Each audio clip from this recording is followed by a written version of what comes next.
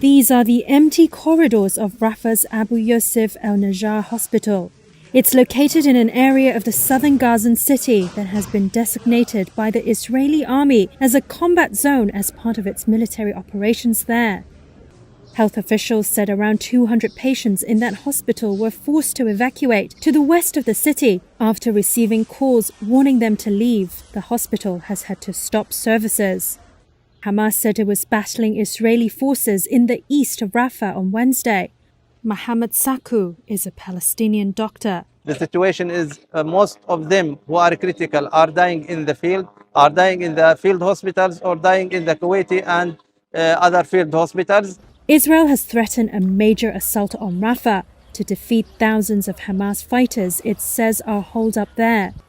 Western nations and the United Nations have warned a full-scale attack on the city would be a humanitarian catastrophe since more than 1 million people are sheltering there. Israel has told civilians in Rafah to go to an expanded humanitarian zone in al-Mawasi, some 12 miles away. But Palestinians like Ahmad Hubi, who lives in East Rafah, said there is no safe place in the Gaza Strip anymore. There is nowhere safe in Gaza. The shelling exposes their lies about the safe areas. There are no safe areas. Hundreds of thousands are now on the move again, trying to flee the city. The Israeli military released a video on Wednesday that it says shows its operation in Rafah. Reuters was not able to independently verify all locations or the date the video was filmed. This came after a U.S. official said President Joe Biden's administration paused a shipment of weapons to Israel last week in an apparent response to the expected Rafah offensive.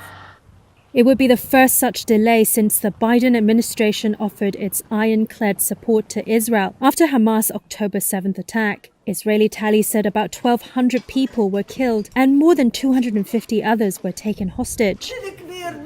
The Gaza Health Ministry says Israel's subsequent offensive has killed over 34,000 Palestinians, most of them civilians. It said on Wednesday that the Rafah border crossing between Gaza and Egypt was still closed after Israeli tanks pushed into the complex there the day before. It has cut off a vital aid route and the only exit for the evacuation of wounded patients. Israel said it was reopening the other crossing in southern Gaza, Kerem Shalom, through which most aid to Gaza has been delivered recently. In Cairo, ceasefire talks were expected to continue on Wednesday, according to 2 Egyptian sources. Israel on Monday declared that a 3-phase proposal approved by Hamas was unacceptable because terms had been watered down.